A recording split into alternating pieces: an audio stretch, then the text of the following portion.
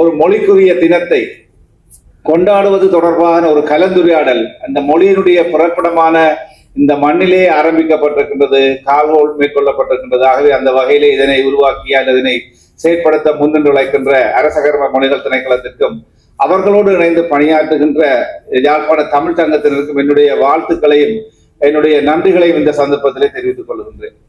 ஆக எங்களுடைய இந்த தமிழ் மொழியினுடைய வளர்ச்சி அல்லது அதனுடைய ஒரு செம்மொழியாக நாங்கள் இந்த தமிழ் மொழியை பார்க்கின்ற போது அது தொடர்பான எங்களுடைய இந்த நிகழ்ச்சி தொகுப்பாளர் கூறியது போல நாங்கள் எங்களுடைய மொழிகளுடைய பெருமைகளை நாங்களே பேசிக் கொண்டிருக்காமல் அதை சர்வதேச ரீதியாக நாடு கடந்த ரீதியாக இந்த மொழியினுடைய ஆற்றலை அதனுடைய பெருமையை பறைசாற்ற வேண்டிய தேவைப்பாடு எங்களுக்கு இருக்கின்றது.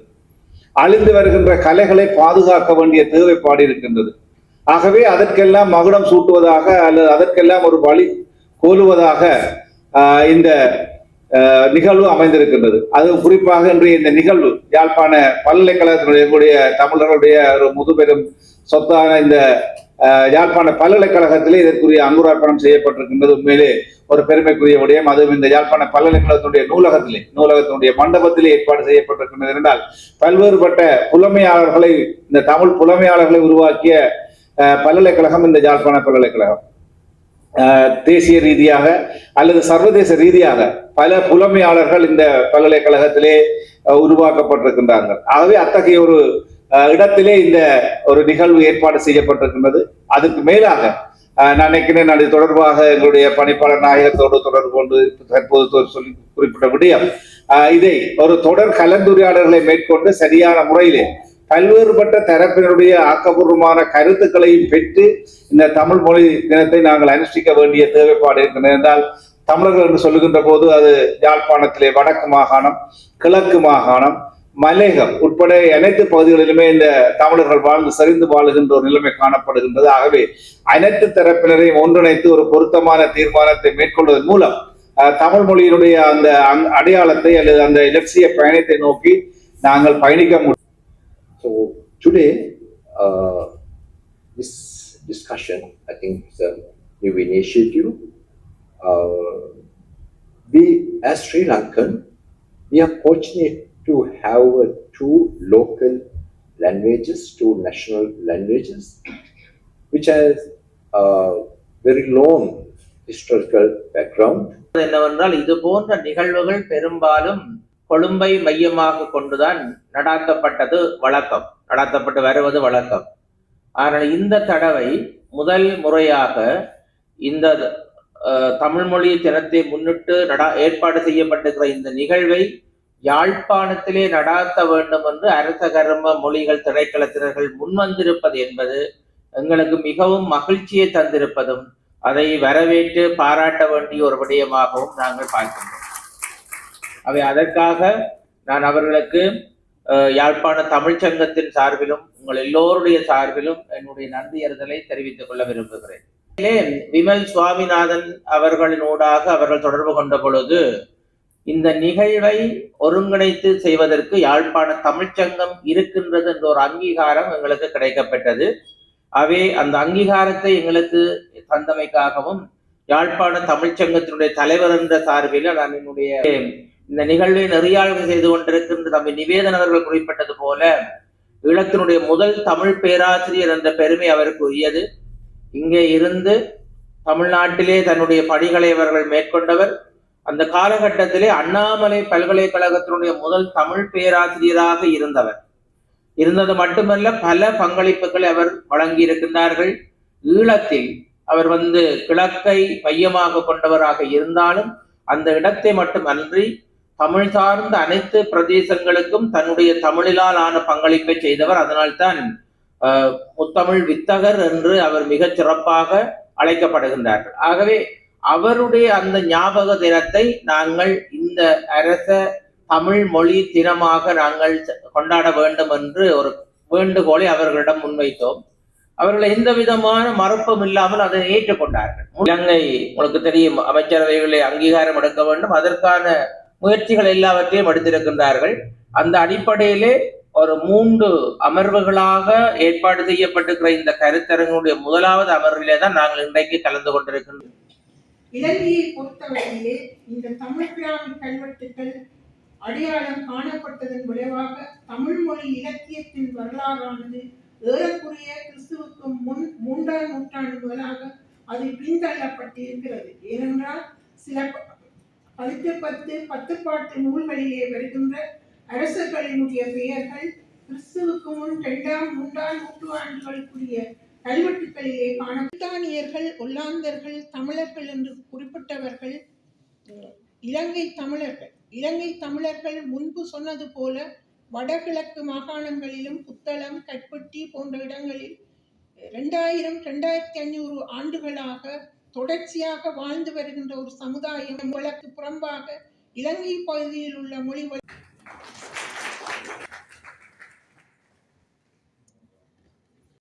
உலகத்திலே இருக்கின்ற செம்மையான மொழிகளில் ஒன்று. அதாவது இலங்கை திருநாட்டுல நாங்கள் பெருமை அடைய வேண்டிய ஒரு விஷயம்தான் உலகத்தில் இருக்கின்ற செம்மையான மொழிகளில் ஒன்று எங்களுடைய ஒரு மொழிதான். அதாவது தமிழ் மொழி கிரீக்க, லத்தீன், அரபு, ஹீப்ரு, சமஸ்கிருதம், சீன மொழி போன்ற பழைய மொழிகளில் ஒன்றாக, அதாவது செவ்வியான மொழிகள் என்று கூறப்படுகின்ற ஏற்றுக்கொள்ளப்படுகின்ற யுனெஸ்கோ நிறுவனத்தால் ஒரு பழமையான மொழி என்று, செவ்வியான மொழி என்று, ஒரு செம்மையான மொழி என்று கருதப்பட்ட மொழி என்று எங்களுடைய தாய்மொழி தான் தமிழ். அதனால் நாங்கள் பெருமை அடைகின்றோம். இலங்கை திருநாட்டில் வாழ்கின்ற சிங்களவர்களுடைய சகோதர மொழி தான் தமிழ். அதனால் நாங்கள் பெருமை அடைகின்றோம். இதனால் தமிழுக்கு இருக்கின்ற அந்த சிறப்பை பற்றி பார்க்கும் நேரத்தில் தமிழ் மொழி என்றால் ஒரு பழமையான மொழி மட்டுமல்ல, உலகத்தில் இருக்கின்ற ஒரு செம்மையான மொழிதான். அந்த மொழியை பற்றி பார்க்கும் நேரத்தில் இலங்கை ஈழ மண்ணில் இருந்த இங்கே பிறந்த தனிநாயகம் அடிகள், அவரை பற்றி நாங்கள் சொல்ல வேண்டும். ஏனென்றால் இந்த உலகளாவிய ரீதியில் குளோபல் வில்லேஜ் என்ற அந்த கருத்து இப்பதான் பேசப்பட்டு இருக்கு. அந்த கருத்து தமிழ் இலக்கியத்தில், சங்க தமிழ் இலக்கியத்தில் யாதும் ஊரே யாவரும் கேளீர் என்ற சொல்லப்பட்டிருந்த அந்த கருத்தை உலகத்துக்கு கொண்டு போனவர் தான் ஈழத் திருநாட்டில் பிறந்தவரான ஈழ மண்ணின் மகனான தனிநாயம் அடிகள் தான். இப்ப யுனெஸ்கோ போன்ற நிறுவனங்கள் சொல்லப்படுகிறது குளோபல் வில்லேஜ். அந்த குளோபல் வில்லேஜ் என்ற கான்செப்ட் தமிழரான எங்களுக்கு புதுசா இல்ல. அது சங்க காலத்தில் இருந்து எங்களுக்கு வந்திருக்கின்ற ஒரு பெருமையான ஒரு எங்கள் தமிழருடைய அடையாளம் தான். யாதும் ஒரே யாவரும் பேரும் நீங்கள் பேருங்கள். நீருக்கு அந்த வினை சொல்லும் இருக்கு, பேரும் வேண்ட அந்த வகையில் ஒரு சிறப்பான மொழி தான் எங்களுக்கு இருக்கு. தமிழங்கள் உயிருக்கு நேர் என்ற அந்த உச்ச தொனியிலே நாங்கள் முழங்கிய தமிழ் மொழியினுடைய சிறப்பை காலத்துக்கு காலம் நாங்கள் ஆராய வேண்டிய தேவையும் இருக்கிறது. வரலாற்று காலம் தொட்டு எப்படி தமிழ் மொழி வளர்ந்து வந்திருக்கிறது என்பதை இன்றைய நவீன கால பொழுதுகளில் தமிழ் மொழியினுடைய பிரயோக நிலையோடு ஒப்பிட்டு நாங்கள் ஆராய வேண்டியிருக்கிறது. நண்பர் தம்மிக்கு அவர்களுடைய பேச்சும் அதைத்தான் சுட்டி நின்றார். எங்களுடைய தமிழாராய்ச்சி பல திசைகளிலும் அது சென்று எங்களுக்கான சிறப்புகளை அது வெளிக்கொண்டு வந்தாலும் கூட ஒவ்வொரு காலகட்டத்திலும் தமிழ் மொழியினுடைய பிரயோக நிலையையும் தமிழ் மொழியுடைய அந்த பொருண்மையையும் நாங்கள் காலத்துக்கு காலம் ஆராய வேண்டியதன் அந்த அவசியத்தை உணர்த்துவதாக இந்த புலமைத்துவ கலந்துரையாடல் அமைந்திருக்கிறது. நான் நினைக்கிறேன் இந்த புலமைத்துவ கலந்துரையாடல் தொடர்ச்சியாக நடைபெற வேண்டும். அது பல விடயங்களையும் உள்வாங்க வேண்டும். இன்றைக்கும் நாங்கள் எங்களுடைய தமிழ் மொழியின் சிறப்பை நாங்கள் வெளியுலகுக்கு கொண்டு வருவதாக இருந்தால், எங்களுடைய உலக தமிழராட்சி மாநாட்டின் தந்தையாக கருதப்படுகின்ற தனிநாயம் அடிகளார் அவர்கள் எப்படி எங்களுடைய தமிழ் மொழியின் சிறப்பை உலக மொழிகளில் கொண்டு வந்தாரோ அதை ஒட்டியதாக நாங்கள் தொடர்ந்தும் பணியாற்ற வேண்டிய தேவை எங்களுக்கு இருக்கிறது. எங்களுடைய அந்த பெரும் பணியினுடைய ஒரு நிமித்தமாக இன்றைக்கு எங்களுடைய கலாநிதி தம்மிகா அவர்களுடைய அந்த அந்த சிறப்புரை அமைந்திருக்கிறார். நாங்கள் பல்வேறு வழிகளினூடாக தமிழினுடைய சிறப்புகளை முன்கொண்டு செல்ல வேண்டும். அந்த வகையிலே நான் நினைக்கின்றேன், இன்றைக்கு நாங்கள் எங்களுக்கான தமிழ் மொழியினுடைய அந்த அடுத்த கட்ட வளர்ச்சி நிலை பற்றி நாங்கள் பேச வேண்டி இருக்கிறது. நாங்கள் எங்களுடைய தமிழ் மொழியை உலகத்தினுடைய கணினி முகடுகளுக்குள் இன்றைக்கு நாங்கள் கொண்டு சென்று கொண்டிருக்கிறோம். தமிழிலே இணைய பல்கலைக்கழகத்தை ஆரம்பித்த ஒரு மொழி என்ற அடிப்படையிலே எங்களுக்கு அந்த சிறப்பு இருந்தாலும் இன்னும் நாங்கள் பல விடயங்களிலே அதீத அக்கறையும் எங்களுடைய கரிசனையும் செலுத்த வேண்டியவர்களாக இருக்கிறோம். நவீன தொடர்பாடல் வளர்ச்சி என்பது இன்றைக்கு பல்கி பெருகி வருகிறது. அது தொழில்நுட்ப வளர்ச்சியாக மாத்திரமன்றி எங்களுடைய தமிழ் மொழியினுடைய அடுத்த கட்ட வளர்ச்சியையும் அது குறித்து நிற்கிறது. இன்றைக்கு எங்கள் கைகளிலே இருக்கக்கூடிய திறன் பேசிகளிலே நாங்கள் பல்வேறு விடயங்களை நாங்கள் கையாள தெரிந்தவர்களாக இருந்தாலும் கூட தமிழ் மொழி சார்ந்து அதனுடைய பிரயோக நிலை சார்ந்து நாங்கள் இன்னமும் பல ஆழமான ஆய்வுகளை செய்ய வேண்டியிருக்கிறது. அதே போல இன்றைக்கு எங்களுடைய மண்ணிலிருந்து புலம்பெயர்ந்து வாழ்ந்து கொண்டிருக்கக்கூடிய மக்கள் மத்தியிலும் அந்த இளம் குருத்துக்கள் மத்தியிலும் தமிழ் மொழியை நாங்கள் தக்க வைக்க வேண்டியும் இருக்கிறது. அதற்கான முழு முயற்சிகளிலும் நாங்கள் ஈடுபட வேண்டி இருக்கிறது.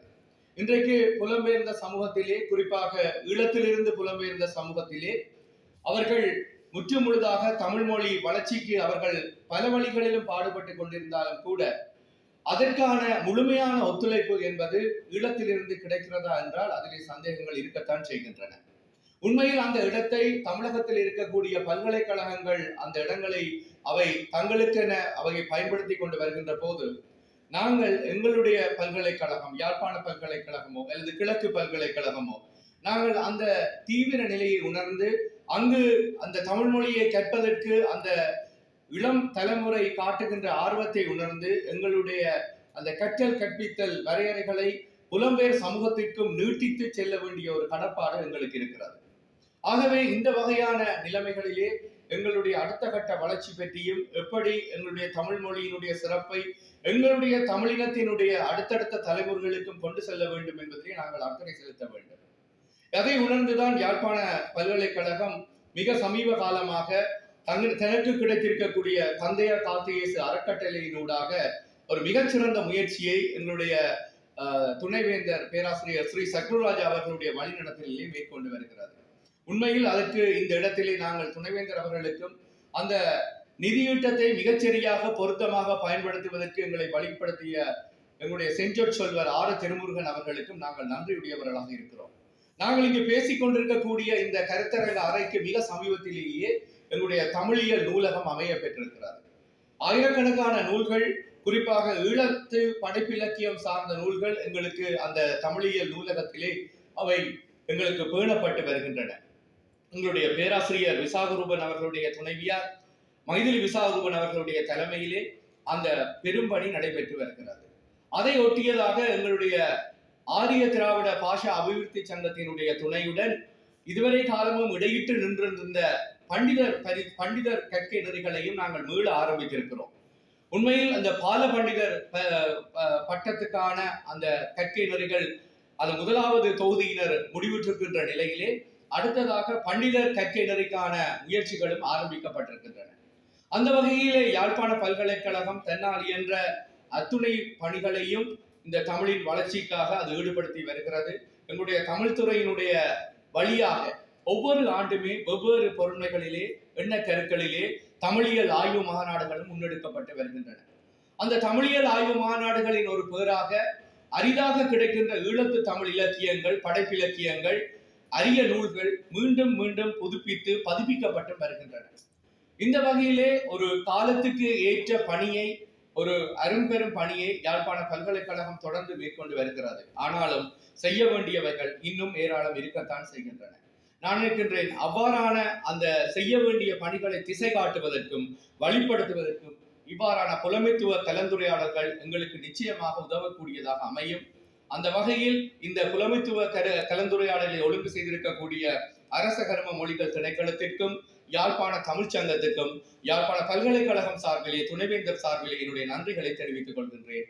இந்த புலமைத்துவ கலந்துரையாடல் இன்னும் பல பொருண்மைகளை தேடி ஆராய்ந்து புதிய திசைகளை வழிப்படுத்த வெளிக்காட்ட எங்களுடைய வாழ்த்துக்களையும் தெரிவித்து